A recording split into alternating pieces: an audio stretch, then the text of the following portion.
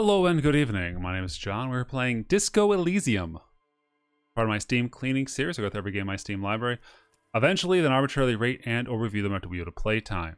Now, I played a lot of this game, I have to say. Probably, oh gosh, let's look. 10 hours total. I really like it. I don't think I'm ever going to finish it because finishing games takes a lot of commitment, and I just don't have that in me. That's on me and not the game at all. So I'm gonna load this save and not know what's going on, but that's okay. I'm gonna just talk a little bit about what's what and where's where. So why do I like Disco Elysium? Well, it's mainly the writing.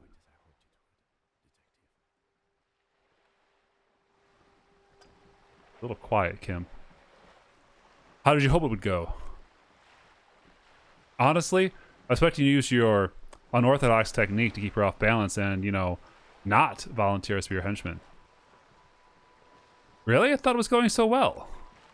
This woman is running circles around us. She might have known about your misplaced badge all along. Or you're simply an adept improviser. Either way, we play straight into her hands. Empathy, Medium says. He doesn't let it show, but there's a limit to how much of the consequences of your unprofessional behavior that can cost the investigation. Logic, Medium success. Maybe this is all her plan. She might have heard about you. The company must have more ears on the ground. She could have known about my condition. What do you propose? That we don't investigate the drug trafficking? No, if there's a reasonable suspicion, we must investigate. Otherwise, she could claim we were siding with the Union, or that we're on the take. We'll never hear the end of it. What I propose is that we ask her, then we investigate briefly. He adjusts his own glasses, but do not share the outcome of the investigation with her. We tell her it's done and demand her information on the lynching. Yeah. Number 2. I wouldn't go that far. Her reaction I wouldn't go that far. Her reaction did come off as sincere to me. I think she's just quick to adapt. She is professional after all. We could just, you know, find my badge. Oh, he nods slowly. That would be fantastic. But do we have the time? The world is large, and your badge is 8 by 6 centimeters. The situation might have changed drastically by the time you locate it. Time is of the essence. Get back to her then. You're back. Good. What can I help you with? You seem smart. I need someone to give me the lowdown on this reality we're in. This reality? She pulls her hood closer around her neck. Yes, reality in your... Yes, reality is your side case. An experimental side case. The aim is to gain deeper understanding. By learning more about the world, I hope to learn more about myself. Sort of a spiritual quest, something of an ancient Limari origin. There's more than a trace of iron universe. Yes, a spiritual quest sounds like the thing I'm on. You'll find him a big fan of ancient ways as part of his condition. Nothing wrong with ancient ways, she says. Our modern ones aren't necessarily any better. Ask away, officer. I'll help however I can. Ooh. 72. Conceptualization. Reach for something fundamental. I missed.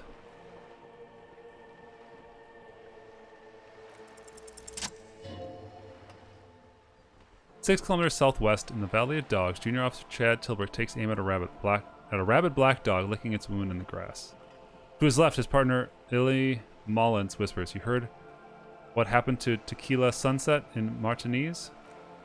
Yes, he lost his mind, Tilbrook answers, finger on the trigger. Don't worry, Emil.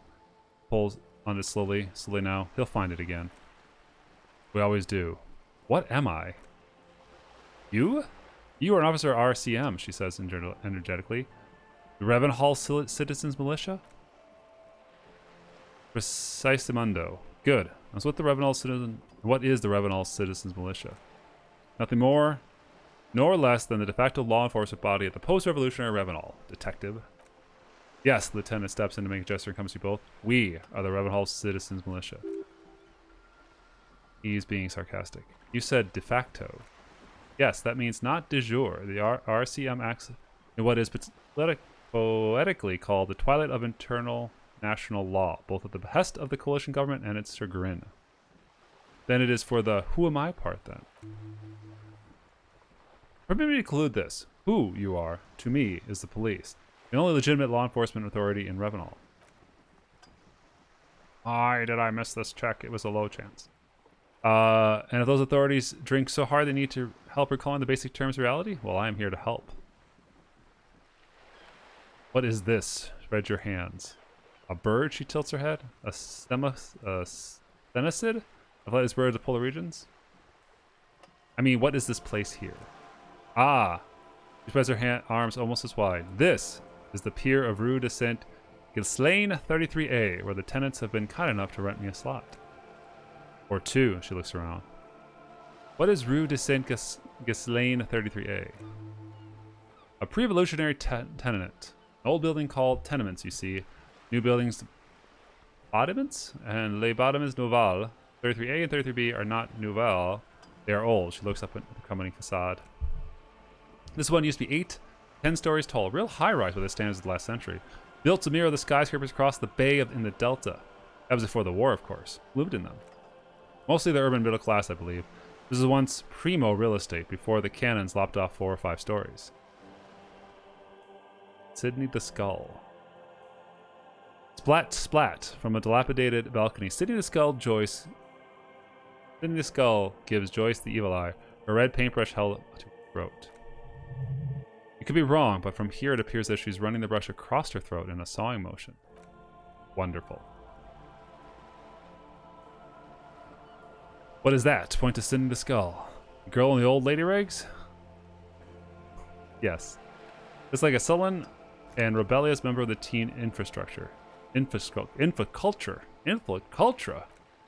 Yes, you and I were belong to the superculture. The common, the herd, the music on the radio, the food in the chain restaurants. These are all too popular for the girl in the old lady rags. He prefers a fantasy world, an infoculture. With its own dress code and vernacular, it's an illusion, I'm afraid. There's no refuge from superculture. Okay, now explain the same thing, but to a child. I understand everything. Make it more complicated, son. I can't. That's how simple it is. One may dye their hair green and wear grandma's coat all they want. Capital has the ability to assume all critiques into itself. Even those who would critique capital end up reinforcing it instead. You pause and take a leisure sip of tea. Alright, what's next? You're not part of it. I think I'm a part of it, infoculture. Her eyes go round with surprise, and that would be disco. Ah, I can see that. Yes, I dabbled in the dark arts myself not so long ago. She smiles enigmatically. I didn't say that right. I assure you, it was a thoroughly supercultural phenomenon, all permeating, downright mandatory. Nothing infrared but disco, baby. Your disco?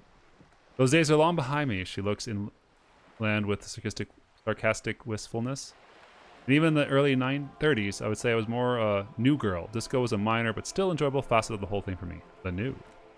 The new, a cultural era, the name of the decade it ravished the 30s. It came out of post-revolutionary Revenal. It was ultra-liberal. Ultra-liberal. It involved lots of partying, as you might imagine, and champagne-colored everything. By the looks of it, that would be where you came of age. Now, she raised an eyebrow at you. Champagne doesn't sound like anything I'd be into. I'm a straight edge. Of course you are. A detective in a case called Reality, speaking of. Is there anything else? What are you? What I am not is the basic term reality, she smiled. Maybe wait to get her speaking about herself at some later juncture.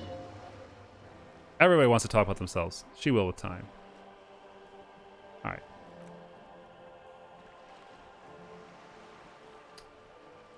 Alright. So, before I dive too deep into all of this, what is this game? Well, you are a detective who wakes up, more or less, in a bad situation. And your goal is to solve a crime. Now, without going into many details, because this game is very story heavy, and I'd hate to spoil a lot of it. But, oh, take all that money. Are you trying to sneak up on me? Come to slit my throat in my sleep. Apparently, she doesn't like people standing behind her back. Logic error. She's not sleeping right now. Pigs come to take me out. Trying to snuff me out. If anything, you're afraid she'll take you out one day. Sorry for sneaking up on you. Bagari, she whispers as she's thinking away. Look at that. Look at the ass on that. Yeah, so what makes this game interesting to me is that now obviously you're going to see the dark secret that this current version of the game I'm playing, I've cheated and I have full stats and everything because I cheated and I'm okay with that. Is that you have all these different parts of your aspects of your mental state, your physical state, and all that, and they chime in, as you may have been seeing there, to, you know, add to the conversation. You also have this thing that I call the thought palace, which is you processing things about what makes up yourself. You know, they all vary. I've thrown a few out, like coach physical instrument and Maslowian social economics. I've thrown out, but I currently have Aces High, The Long Way Home, Guillemot le Million, which all have different modifications and stuff like that. Again, it helps you define what kind of person you are. I find that to be interesting. All that. Let's check everything. So it's a bit like an adventure game, to be honest. You know, you're looking for clues. You're talking to lots of people. Hey, you up there. Smoker on the balcony. You see a young man on the balcony nursing a cigarette. His eyes have been following you for a while. Not looking for any trouble, officer. He says in a quiet voice. Despite the cold, his shirt hangs unbuttoned around his frame. It's the voice of someone who has something to hide, my liege, says Drama. No trouble for me. I just want to know what's going on here. I don't want to be seen talking to the gendarmerie, if that's okay. I just want to finish my cigarette. It's the god of cigarettes and youth. Ask him if he's got anything to spare. Don't let go. This could be your witness. The balcony's great view of everything. Hold on. Can I at least have a cigarette? Apologies, but this is my last one. He takes another drag and shivers. The god himself says, you have solution. I need absolution. Absolution? I don't know that brand. I'm pretty sure you can get Astras at the Frit. Can't you just, like, toss that one down? I'm not sure that's a good idea. You're right. That was obviously a bad idea. I forgot I said everything. As you wish. He takes another drag. Actually, the gendarmerie really wants to talk to you. Is it really that important? He asks, adjusting his shirt. Looks like a nervous cat who keeps stealing looks to the neighboring windows. All right, but make it quick. Once I finish this cigarette, I have to run. By God, this young man has the body of a decathlete. Lithe form practically made for vaulting over a high bar. Looks like you got a good view of the whirling's backyard. Could you tell me anything about the hanging? I can tell you that you finally got him down. Thank you. It was quite a disturbing sight, even by Martinet's standards. What were you doing last Sunday? Oh, he waves laser at a cigarette. You already asked me that, didn't you? Wait, someone else here investigating lynching? Did I? No, not you, he just rallies. Some more muscular type. Lieutenant takes out his little blue notebook and writes something down. And when did you speak to this more muscular gentleman? Last week? I don't know, look. He looks around the courtyard again. Old patio chairs and dead houseplants litter the scene. He's an actor, claiming a soliloquy. See how you hang on his every words? You don't answer the question. What were you doing last Sunday? He sighs. I had a friend over. What kind of friend? It was my Sunday friend. A Sunday friend. How intriguing. Makes sense. Friends are nice on Sundays. You don't have to work. You can just spend the time with pals, watching rugby and drinking beer.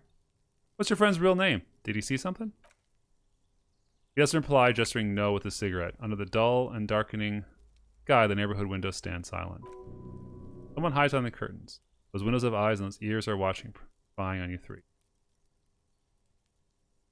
Son, do you train? Occasionally, he takes another drag, filling his lung with nicotine. Why? Are you on the track team?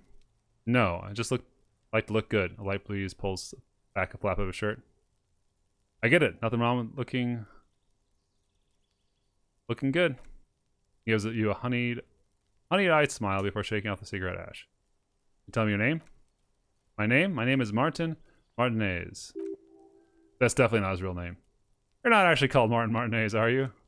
No, of course not. Could you please lower your voice? He scans the courtyard. It's silent like the bottom of a well. Every sound captured and reflected back. Look, listen, I really need your name. And I really need to finish this cigarette, he replies with a subtle smile. But he hasn't left yet. I mean, these are all worked out, but...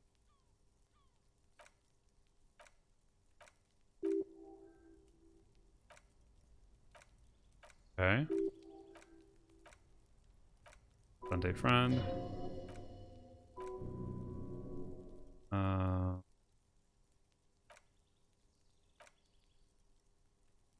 You're right, it's horrible for the skin. Very aging. It takes another drag before shaking off the ash. Alright, talk to you later. No, we won't. He takes one last drag of a cigarette before stumbling out on the balcony. Now, if you excuse me, I really need to get going. Bumming a cigarette lowered my chance of this. Workout talk +1. Alright. Stay. Hey, listen. This isn't a place for climber questions. Who knows who might be watching from a distance, hidden behind the curtains. Hey, listen, lower your voice. I'm just trying to make things okay again. Can we meet again somewhere else? For a moment, the man on the balcony seems almost vulnerable. Something moves in the depth of his feline eyes. Compassion and understanding. When speaking again, his voice is soft and deliberate. I am sorry, but I really don't have information you're looking for. With a lick of wrist, he sends a cigarette butt sailing over the rail. But hold on, what's this? For a split second, his hand lingers, as if gesturing towards a stone placed right next to the front door. It's a sign. Good luck with that investigation, he walks away. As he walks away. And he walks away.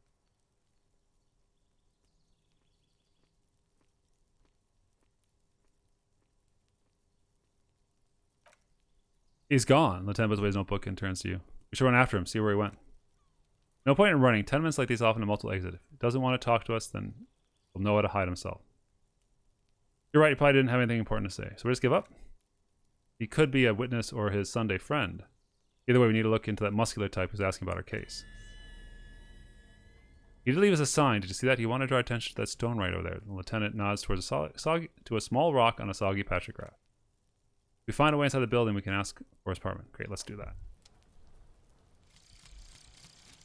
We got a new thought complete. Finger guns. Pew, pew. Snap, snap, baby. Turns out guns aren't much for protecting as they are for attacking people. If you want to protect people, you really work for them. You have to whip your signature dual 9mm Village finger pistols. Who needs a real gun anyway? That conversation you just had? Could have gone better if you had snapped those bad boys at him. No, 9mm dual finger pistols do not count for actual weapon in a gunfight. Ooh. Look at that. That's a bonus. Alright. So in general, like, I could go on and on about this game. I could play it for long periods of time, which I probably should because I do enjoy it.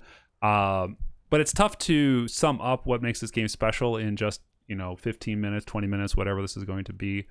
The bottom line is the game is very reactive to what you choose to make your character at. There's lots of different ways you can play your cop. You can be the rockstar cop, the sorry cop, all sorts of things like that. You can follow different paths. Now, you don't have to cheat like me to max out your stats. In fact, I would not recommend it just because it does offer some difficulties at times because you can't retry tests if you can't increase a stat. Minor quibble, I know, but it does make a difference. And the reason I did it is I just wanted to see how this game was different between a normal character and a maxed out character, and it's surprisingly different. Sometimes having higher stats actually reduces your options because you're too smart for something, or you're too interested in the electrochemistry of something. So overall, surprisingly detailed game filled with interesting characters. I think Kim is great. I think the detective that you play is great, even though he's messed up. But it really gives you a chance to fill a role, and most role-playing games don't do that. You just kind of tag along a person's story and you go. With this one, you actually can make it up as you go. Disco Elysium. Cheers.